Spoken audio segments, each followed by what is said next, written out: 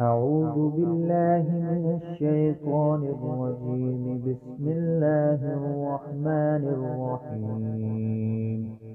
يا بني إسرائيل اذكروا نعمتي التي أنعمت عليكم وأوفوا بعهدي أوف بعهدكم وإياي فارهبون. وآمنوا بما أنزلت مصدقا لما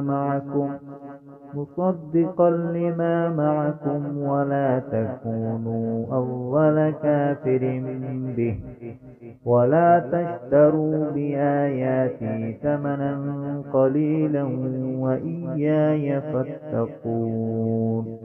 ولا تلبسوا الحق بالباطل وتكتموا الحق وأنتم تعلمون. وأقيموا الصلاة وآتوا الزكاة واركعوا مع الراكعين. أتأمرون الناس بالبر وتنسون أنفسكم وأنتم تتلون الكتاب أفلا تعقلون.